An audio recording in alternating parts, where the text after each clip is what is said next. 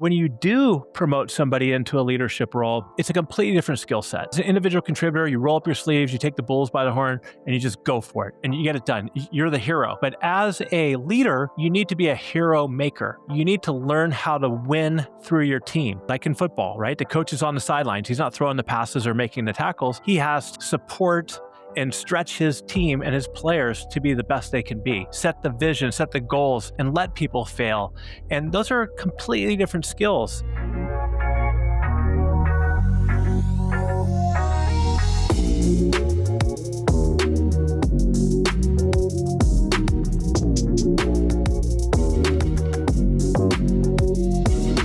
Let's impact some men today. I think we're going to do a great job.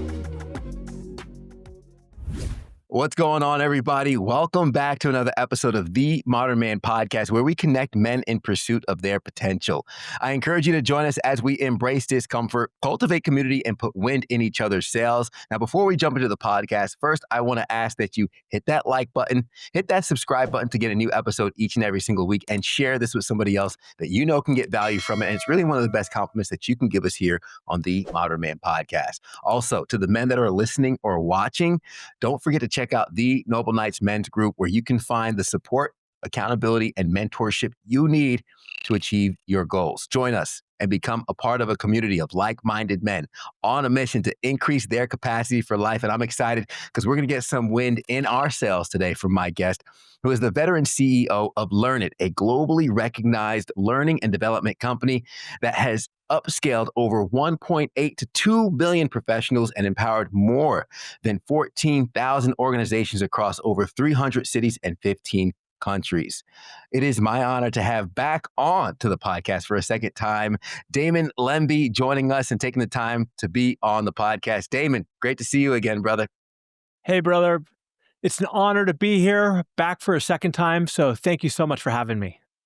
No, absolutely. And I've updated the first question a little bit since we last spoke. First, I say, hey, how did you get here? What do you do?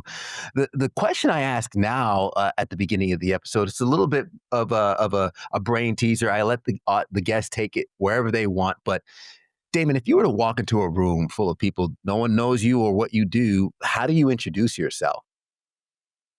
I introduce myself by saying, hey, Damon, nice to meet you. I'm Wally and Lucy's dad. And I live in Sausalito, and I run a company called Learn It that helps new managers acquire the skills they need to be successful in their roles and become better leaders. Absolutely. And very, very important work that you do. I know the last time we spoke, we leaned heavily on your athletic background and how the traits of an athlete can transition well into business, and wanting to extend that conversation a little bit more, something I've tapped into. And obviously with your company, what we align so well on, just look at the books behind me, is being a forever student. Right? Being forever curious and always learning. And I've come to the conclusion there's this arc of intelligence, or this arc of learning, where at one point you're aware that you don't know much, so you learn as much as you can, and then you start to think that you know it all, and then you pass that hump and you realize no matter how much you learn, there's still going to be vastly more you don't know than what you will end up knowing. So how has that journey of learning has been for you? And then we could talk a little bit more about its impact on some of the folks in the organizations you work with. But I'm curious, your forever student, your forever curiosity, how's that evolved over the years? Well, I think that people kind of ebb and flow when it comes to be a learn-it-all, open-minded and curious and a know-it-all sometimes. Sometimes in different situations, we find ourselves in the trap of thinking like we have all the answers. And you got to have that self-awareness to be able to get yourself out of it and say, hey, you know what? Let me be patient and listen to what other people have to say, because you don't have all the answers. And especially as a leader, sometimes when you got team members and you know what the answer should be and you want to jump in and answer it for them, if you could just take a breath, sit back, and let them either come to the conclusion, because sometimes I find that they even come up with better suggestions. Now, when it comes to learning for me, I originally dove into learning, not in college. We probably talked about this before. I went to Arizona State. I really focused on baseball.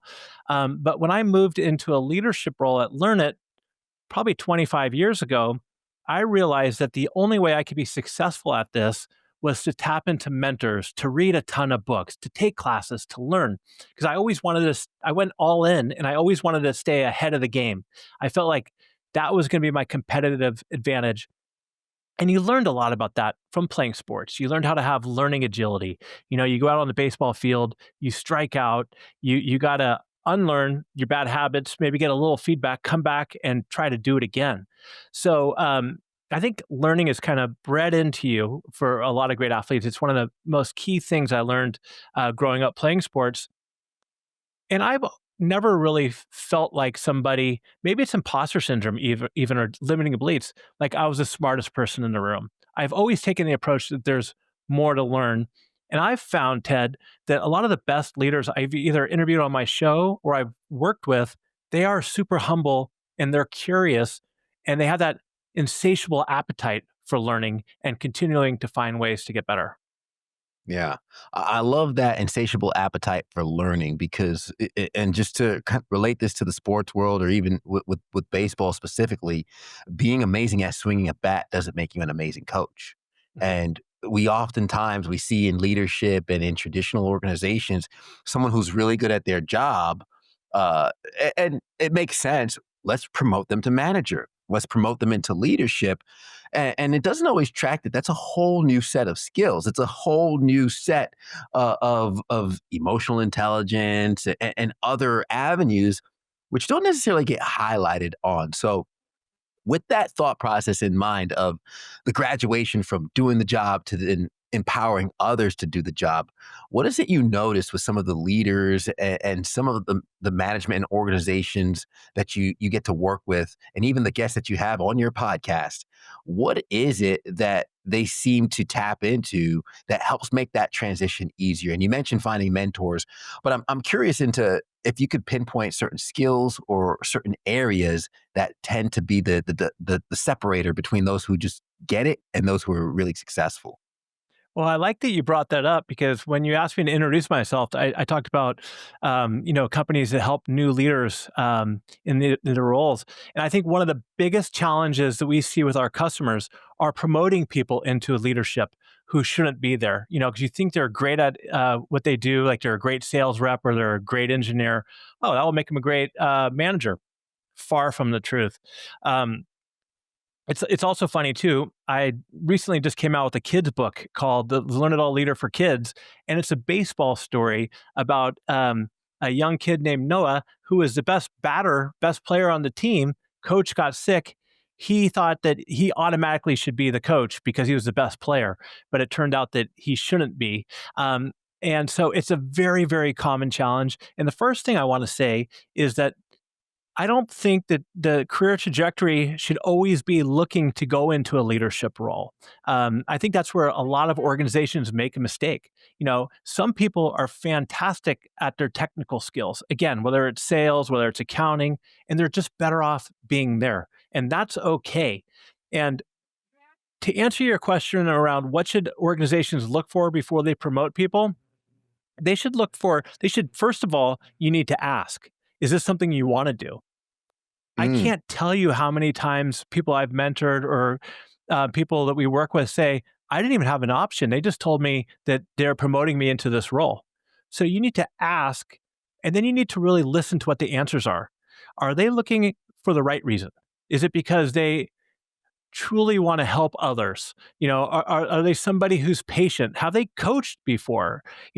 Or are people looking to get into leadership because of the prestige, so-called prestige, right? Or because it looks better on their LinkedIn profile?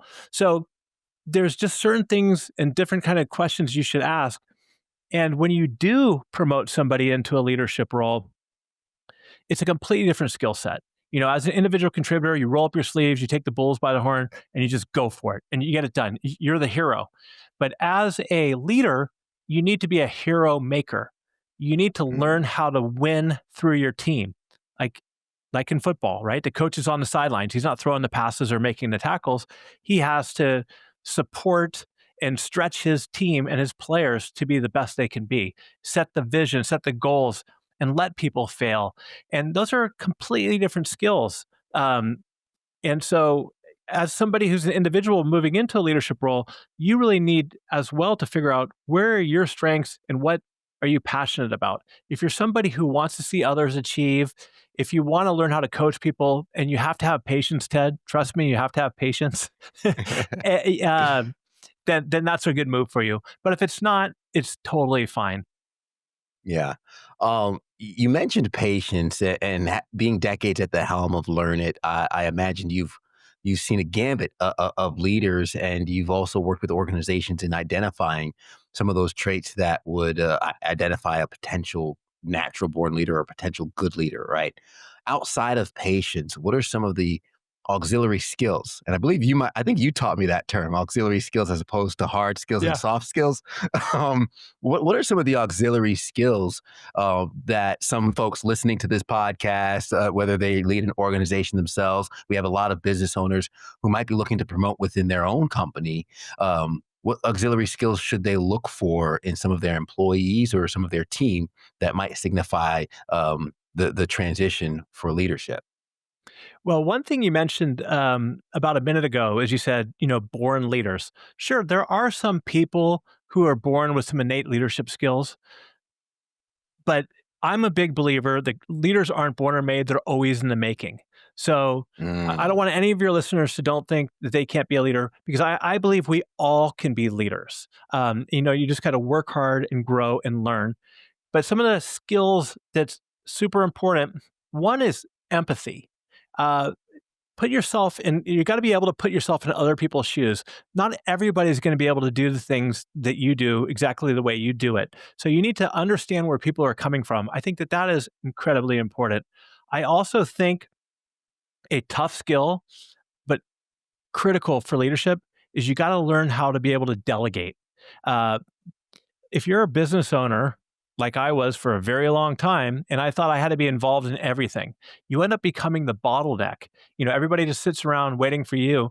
You need to be able to set direction, give clear directions, and give people the empowerment and autonomy to get work done the way they want to get it without micromanaging, but being able to be there to support them. Great leaders are also, they're curious, which we talked about a little bit, and they listen. They ask great questions and they listen. Because if you want to be a great leader, especially these days, a lot of people say that the younger generations want to work for a place where they feel connection and purpose and belonging. I think all five generations in the workforce want that. And one of the best way to do that is to learn how to build trust. And you build trust through building connections with people on your team. So mm. get to know them a little bit. And again, we already talked about patience, but listen, ask great questions. And I also really think when it comes to being a leader, you have to have resilience, because things aren't always going to go as planned. And you need to be able to show up even when you don't feel like showing up. That you're, as a leader, you're always on stage. People are always looking at you. So whether or not you want to be there, you need to show up and do your best for your team and guide them and be there for them and have their backs. Yeah, and to piggyback off of that trust and resiliency, I established bridging the gap between you and your team is extremely helpful. In oftentimes we could look at the leader as untouchable or they're on a pedestal, but coming down to earth humanizes that leader and builds some of that relationship and rapport. And if I may, I know you've had health issues you've shared publicly, and how has that transitioned into your authenticity with your team and in your resiliency as a leader, going through that and being able to share that with your team at Learn. And I'm curious as to if you would open up the doors and open up the curtains a little bit on that experience and how that's been an example of the resiliency and building that trust and authenticity as well. Yeah, and I don't want any listeners to worry about me like health issues.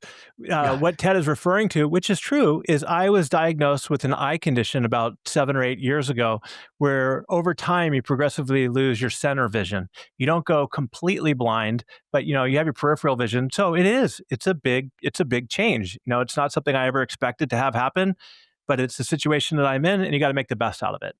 And when it comes to being a leader, people want to follow authentic genuine people, right? And people can see through the BS right off the bat, right? So if you're trying to be fake or you're trying to be somebody else. So, I don't make a huge deal about my situation, but I don't hide it. I don't hide it at all. I actually speak at a lot of events for Foundation of Fighting Blindness or whatever, because I think that there's a lot of leaders and CEOs out there who have some type of, let's say, even a disability, right? And they hide it because they don't want to share. And maybe it shows weakness. I don't think it shows weakness at all. And when you come across as authentic and you're vulnerable enough and confident enough to be able to share what's going on with you, Ted, people are going to come out of the woodworks and they're going to share things with you that they may have never shared before. And as far as my situation is concerned, I've got two little kids. I've got close to 100 employees. One of my goals through all of this is to look, I have my bad days over it, of course, right?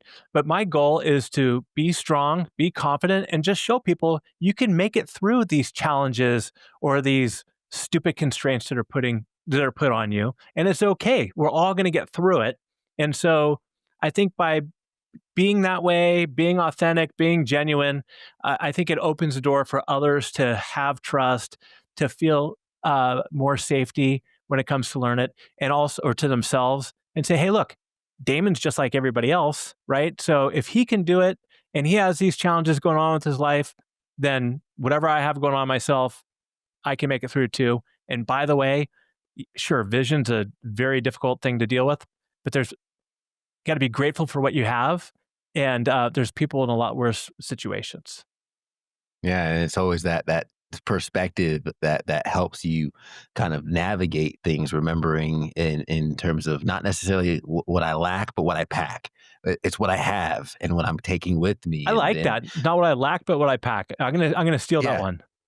it's yours, brother, because it's not mine to give. But I've I've shared before on the podcast with my ulcerative colitis, very similar to Crohn's in terms of my large intestine.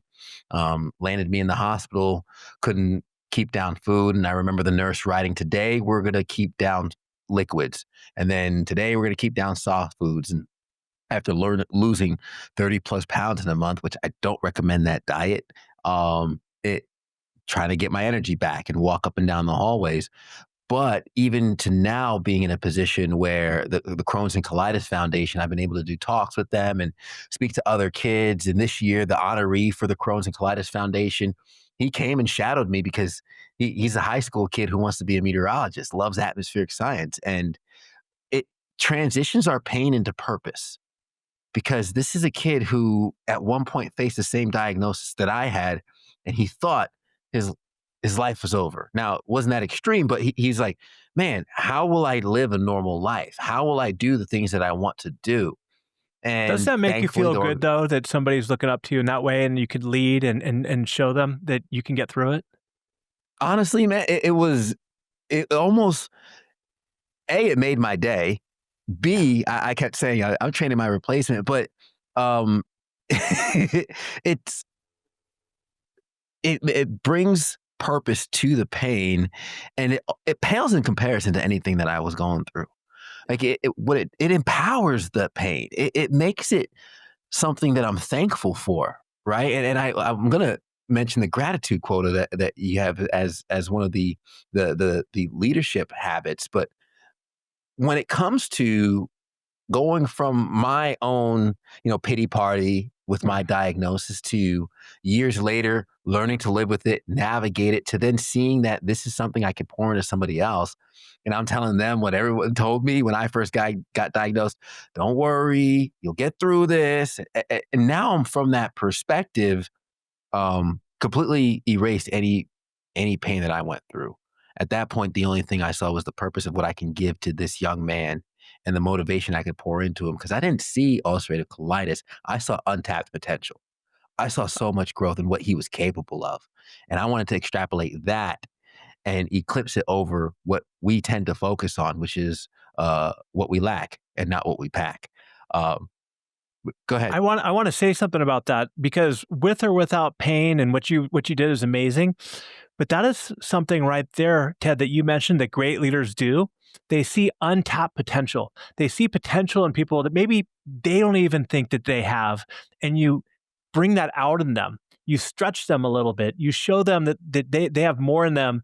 They can be better than they ever imagined they can be. So, I mean, you did it through pain and challenge, but I think great leaders or great parents or great coaches, they look for that untapped potential because it's not about themselves. I mean, you could sit around and talk about your condition and the constraints and make it a pity party all the time, but instead you're trying to help this kid, and you're saying to yourself, he's not defined by this physical challenge or his health challenge. He's got this untapped potential in him, and I'm sure that you just elevated this kid's mindset to 3 times the next level.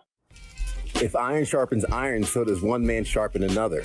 But if you're a man and you're alone or listening to this, then who sharpens you? What's going on, guys?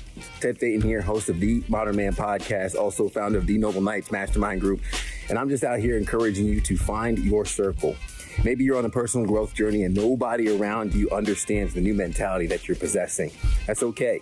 You can find an online community that will pour into you, will navigate your goals and navigate your obstacles, share their experiences, resources, and more. Join the Noble Knights Mastermind Group and try us out for free to tap into a community of men helping each other scale up and reach their goals. Check out themodernmanpodcast.com.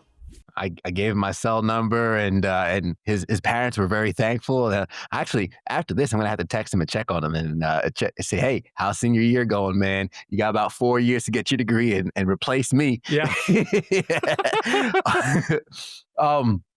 You share in some of your solo episodes of leadership habits, big 3 priorities, gratitude quota. Speak about some of those routines and some of the foundational things that could help leaders stay grounded and also continue to move that needle forward as they develop themselves as well as developing others.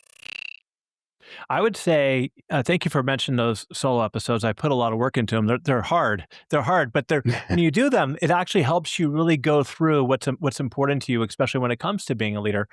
Now, we talked a lot about learning. The number one thing in my book when it comes to learning is when you can learn from others is receiving feedback. You see a lot of books out there on giving feedback, but whether it's in sports or whether it's in leadership, great leaders know how to receive feedback and they know how to ask for feedback. A lot of times people are afraid to share feedback with their boss or something like that. But if you do it in the right way, if you open the door for people, and when they give you feedback, you don't get defensive, you don't jump down their throats, and you don't give them the body language where you get all tightened up. That is just fuel for growth. Now, when it comes to feedback, you don't have to implement everything somebody said. It's all just data. So to me, that's one thing that's always kept me grounded is being able to get honest feedback from people and look for areas where I could learn and grow. I mean, for example, a lot of times when I make one of these solo episodes, before I put it out, I'll send it to some people on my team. And a lot of the guys women on our team do teach people how to coach people how to be better public speakers. So I'll say, I'm not sure I did that well in this part. What do you think? And they give me very direct feedback on it, and they feel comfortable doing it. And it's really helped elevate my game. The other thing that I think is really important is another thing you can do to be a great leader and keep you grounded, when you get in a meeting with somebody or with a group of people, speak last. Somebody like me, Ted, I've got all kinds of ideas. Sometimes I think I got the right answers to everything. But if I can constrain myself and I'll say, okay, let's talk about whatever it is we're talking about, AI readiness. What are your thoughts around the AI coach? If I can just let everybody else in the room go and share their ideas, and then I speak last, what happens is people will come prepared with ideas and creative thoughts and problem solving or whatever it is. But a poor leader, I shouldn't say a poor leader, but a leader who comes in, jumps in and starts giving all the answers right off the bat, nobody's going to argue with you. They're going to say, I'm not going to challenge this guy. He's the boss anyways. So I think great leaders go last. They let everybody speak their mind first, see what they have to say. And quite often, I've found over the years, hands down, they got better ideas than I do. Things I never even thought about before. It's back to the same thought process of, I never want to be the smartest person in the room, or never pretend to be or try to be. I'm more likely going to want to look and extrapolate the insights and the thoughts from other people. And as you mentioned, you find yourself, you just stumble on greatness. You just stumble on that great idea that someone put two and two together. And oftentimes when you sit back and you let the dialogue happen, you really, like you mentioned, you're not the bottleneck there. You don't get in the way of that free mastermind flow of ideas and the osmosis of intelligence. And you might just sit back, and some of the best leadership might just be like, I just let it happen. It was And there. yeah, and here is a little pro tip around that. Let's say that you have this idea in your mind, and somebody organically comes up with that idea on their own, right? Somebody on your team. Well, guess what? Give them the credit for that idea. Don't even tell them that's exactly what I was thinking. Give them the credit for it. Shine the light on them. Because when you do that, you put everybody else at the forefront, then others will see that you're no longer just a paycheck player. You're showing up at an organization where you're cared for and you're believed in, and you can actually contribute. To me, that's a big one. I look, don't make it about yourself. Make it about others. If somebody comes up with an idea you agree with, just give it to them. One other, switching gears just a little bit, and I know you and I talked about this on your show, and it's like setting boundaries for your time and being able to say no about things, especially as a business owner or even a new manager. One thing that's really helped me is I come into every day and every week and every quarter with like my big three, and so just break it down from a day level.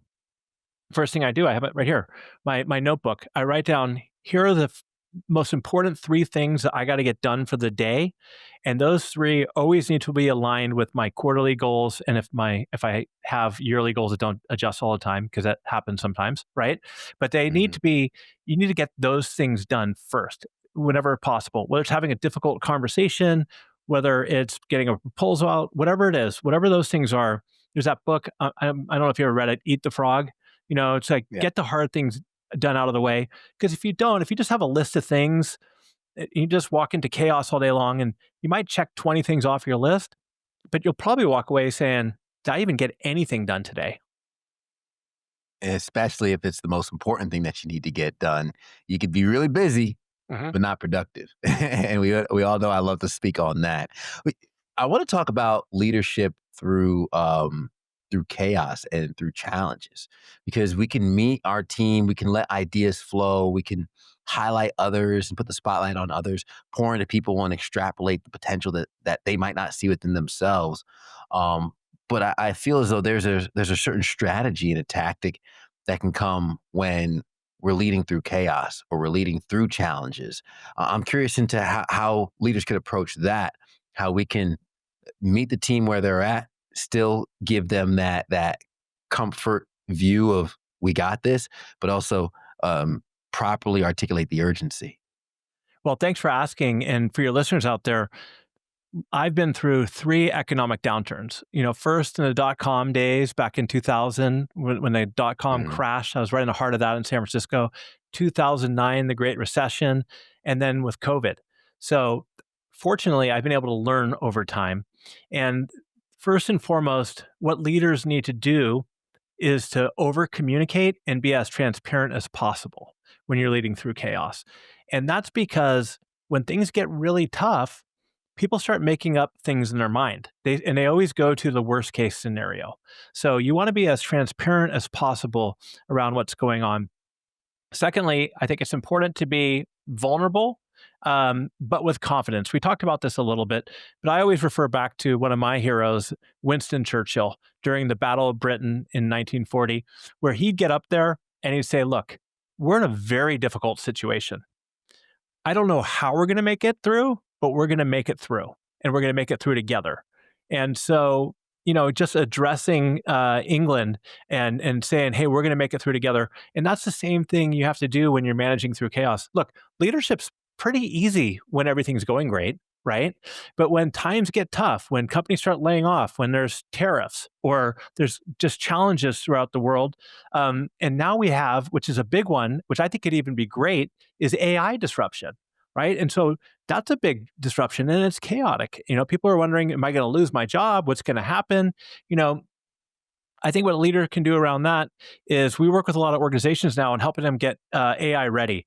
And one of the first things that we say is you need to communicate and be transparent with your team the direction you're going with AI and help them Mm, understand in very many cases that they're not going to be replaced by AI, that it's actually going to work in their best interest, and give them time back.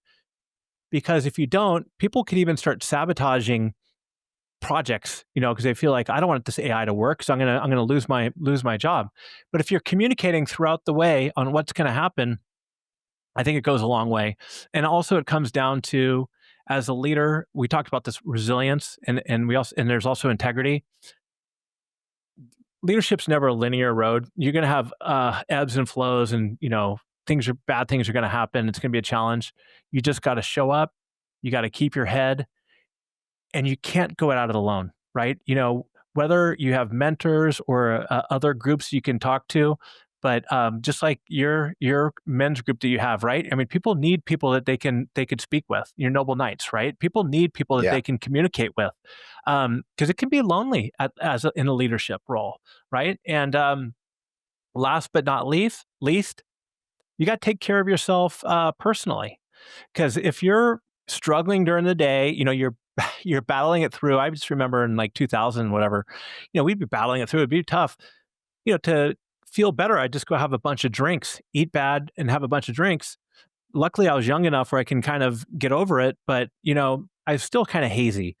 And what I've learned over the last 10 years is the best way to handle some of this adversity is to do it straight on, right? Take care of yourself mentally, get sleep, don't drink or drink less, eat healthy, because I think it carries over, into your professional life. So great leaders mhm, really show up during chaotic times, and they will happen, right? So you yeah. got to prepare for them the best you can, and know that you don't have to figure it out all yourself. Tap into the people around you, and if you build great teams with diverse strengths, tap into those people, leverage them, and go at it as a team. Like go into battle with your team, not by yourself.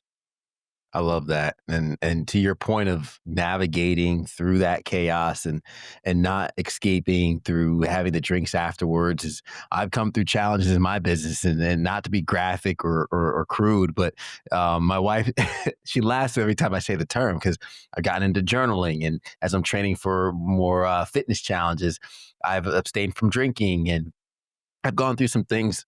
Uh, Lost a friend recently a few weeks I'm ago, sorry. and going through the service, I appreciate it, but still haven't drank or whatnot. And my wife is like, "Are you okay?" And I'm like, "Yeah, I'm just going through this raw dog. I'm just gonna raw Yeah. dog this." Yeah. But White that's like, knuckle it. Yeah. yeah. Yeah. Well, it's like I want to feel the feels. Mhm. And I've had conversations with friends, and I've been able to look at my coworkers, and I'd have tears in my eyes, and I would tell them. They'd say, "Hey, are you okay?" I said, "Not really.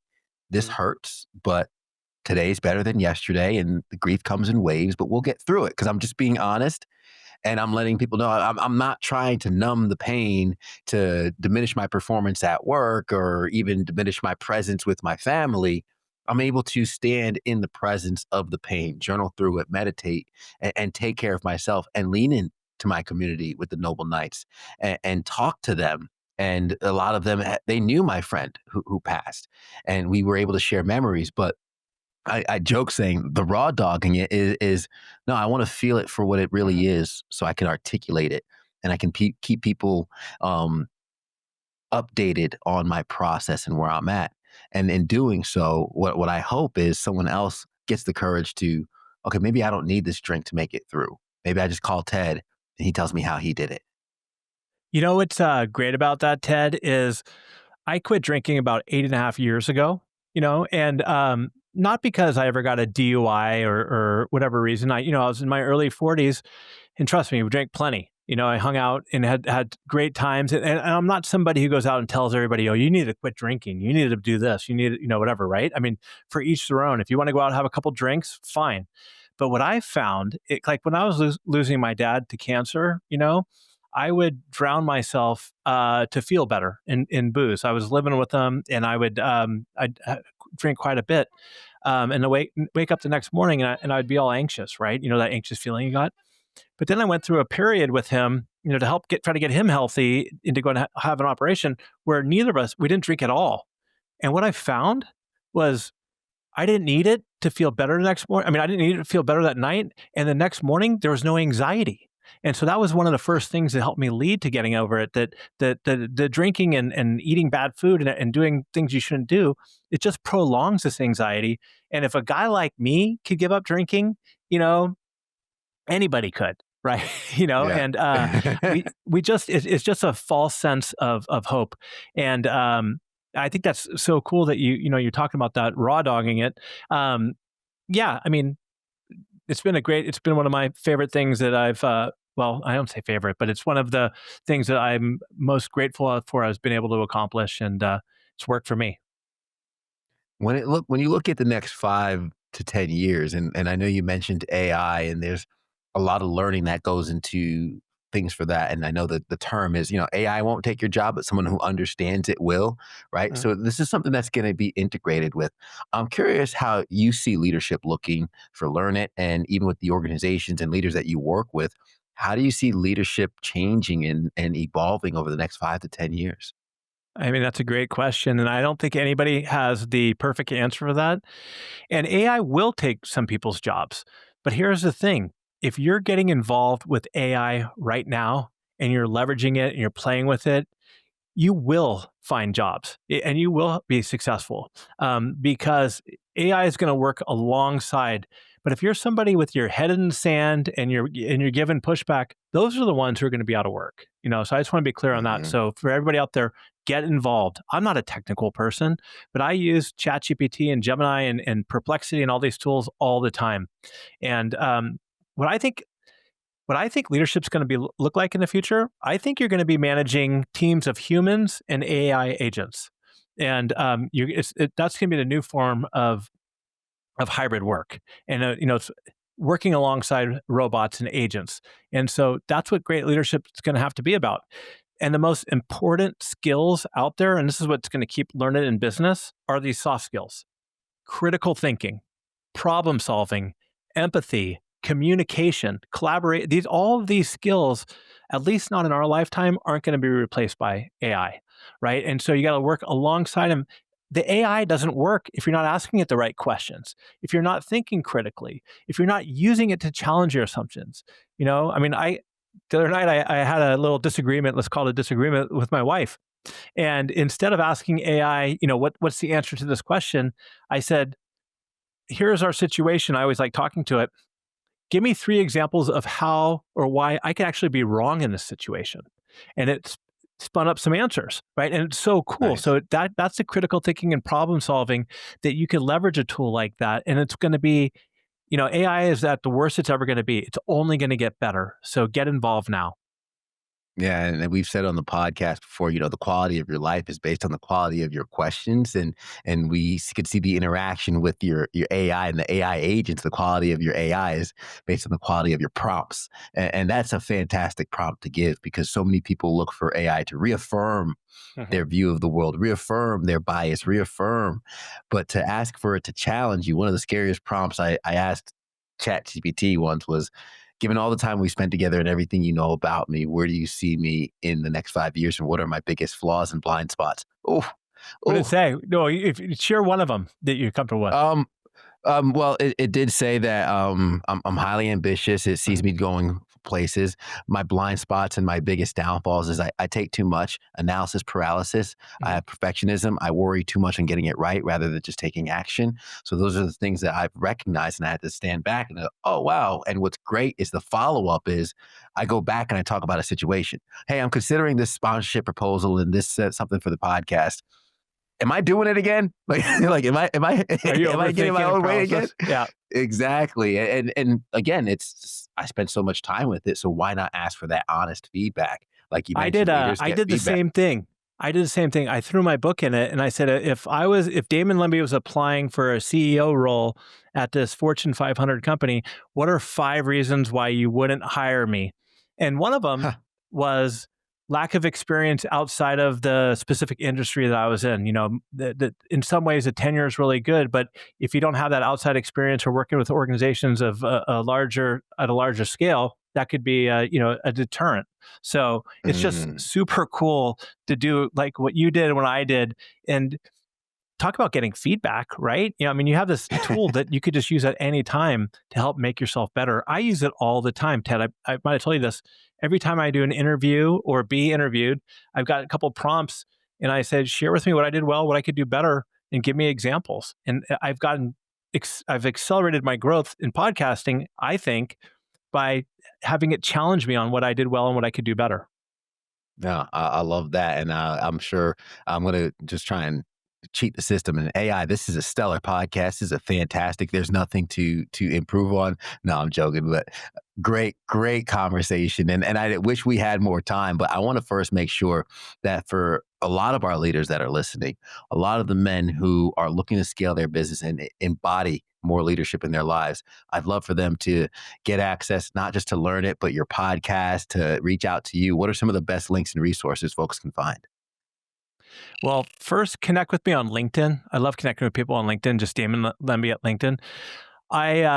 You can go to learnit.com/free, and you can get up to 45 days of free Learn It classes. You can put that in the show notes if you want. Learnit.com/free for you and up to 20 team members. That's something I've been doing recently.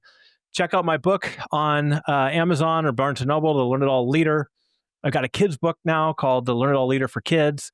And Ted was an awesome guest, one of my favorites on the Learn It All podcast. Check me out there as well. It was a fantastic time. And Damon, I appreciate you having me on as a guest. I'll have those links in the show notes below. And the last question, usually the heaviest one, which is why I save it for last. But what is something you've seen or something that's happened to you that shapes the way you view the world as a man? Well, we already talked about it a little bit with my eyesight and things like that. But I'll Yeah. just go back to parenting. That's something that's changed me over the years for sure. And I look at those two little things, Lucy and Wally, and you would just give up your life for them. You know what I mean? And you want to be a better person for them. And I feel inspired and lucky that through Learn It, the skills we teach people helps other men and other women become better leaders. And so that's what keeps me going all in all the time. And so, yeah, I think that's what's changed me, if you ask, in the last 7 or 8 years. Fantastic. Veteran CEO of Learn It, a globally recognized learning and development company that has upskilled over 1.8 to 2 million professionals and empowered more than 14,000 organizations across over 300 cities and 15 countries. Thank you so much for being on the podcast today for round two. It's been an absolute Round two, pleasure. I had a great time. Well, we might have to do round three at some point and sometime. We'll be in touch for sure. But if you don't mind, I'm going to recap some of the gems you left along the way, because before we talked about the athletes transitioning into the professional world, today was all about leadership. And the only way to be successful was through mentorship. Just because you are a leader doesn't mean you're not following. And as a matter of fact, some of the best leaders are followers. And ask why. Is something you want to do? Is this something you want to do? First, ask if they want to be a leader. If you're looking for leaders in your organization, identify who want it, who shows empathy, who shows patience, who can listen, and who can ask questions. Because sometimes the answer is the question. Delegate, learn how to delegate, or you become the bottleneck. And people want to follow authentic and real people. Don't put yourself on a pedestal. Don't bridge a gap between you and those who you're leading and those who are following you. Build that connection through your resiliency and your adversity that you go through together. And oftentimes, one of the terms I always say, these are the days we get paid for when I'm at work. It's when the weather is crazy. Well, when chaos hits, that's when you get paid to be a leader. Otherwise, you could just sit back, relax, let the ideas flow, and just fan the flames of the inception that happens around you. Speak last, and of course, learn how to receive feedback so you can continue to grow, continue to improve. Implement AI, learn AI, and focus on those big three. Get them done first. Have gratitude, over communicate, and be as transparent as possible through chaos, and don't go it alone. Guys, thank you again for making it to the end. If you like this, you already know I'm going to ask that you hit that like button, hit that subscribe button. Be sure to connect with Damon and let him know that you found him through the Modern Man podcast. And of course, I'm going to ask that you leave us a rating and you share this with somebody else that can get value from it as well. That's how you keep these podcasts going. It means the world to us. So we appreciate you. And as we always say at the end of the episode, everybody wants the sunshine, but they don't want the rain. But you can't get the pleasure without first the pain. Let's grow.